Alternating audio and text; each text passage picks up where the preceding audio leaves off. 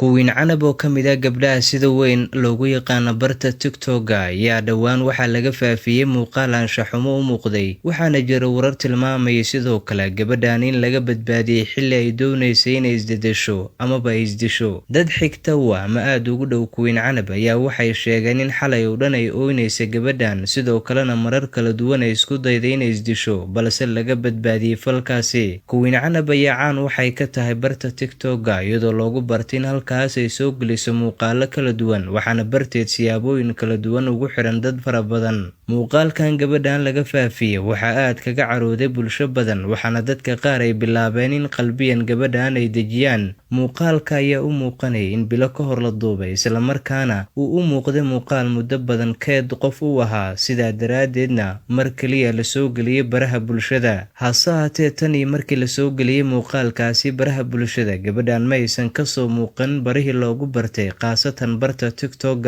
Arrintan dadka siyaabooyinka kala duwan kaga hadlay ee caanka waxaa ka mid ah fanaanada lagu magacaabo Farxii Kabayare waxaana ay sheegtay Farxii Kabayare in hore ay u filaysay in arrimahan oo kale ay soo shacbaxayaan horena digniino kala duwan iyadoo ay u bixisay sidaa daraadeedna ay jirtay dhawaan hees ajnabi ah isla markaana dadka Soomaaliyeed siyaabooyin kala duwan ay u koobiyeen heestaas oo la xiriirta inay ka turjumayso in qof kasta biyo isku soo shubayo isagoo muujinaya in heeskaas uu la jaanqaadayo. Waxaana Farxii Kabayare ay tilmaamtay in dadka magaca leh amaba aadka u isticmaala baraha bulshada qaasatan barta TikTok ay ka filaysay in qaarkood ay ka suurtoobayso in musqulaha inta biyo ay qaataan ay isku soo shubaan sidaa daraadeedna muuqaalo ay isaga soo duubaan. Arrintan qaybtaas ay ka tahay. Dhinaca kale Farxii Kabayare waxaa digniin ay u dirtay gabdhaha ku nool Afrika oo ay sheegtay in kuwa ugu badan ee hadda xaaladaha anshaxumada wajahaya qayb bay ka yihiin amaba siyaabooyinka kala duwan muuqaaladooda loo soo dhigayo baraha bulshada. Farxii Kabayare dhawaan waxay sheegtay inay soo qaadi doonto hees ay kaga hadlayso gabdhaha muuqaalada sida qaldan inta loogu duuba ama kuwa iska duuba ee siyaabooyinka kala duwan ragga ugu dira ee baraha bulshada laga soo dhigo in hees gaar ah oo ka hadlaysa wacyigelinta ay u soo sameyn doonto dhalinyarada Soomaaliyeed qaasatan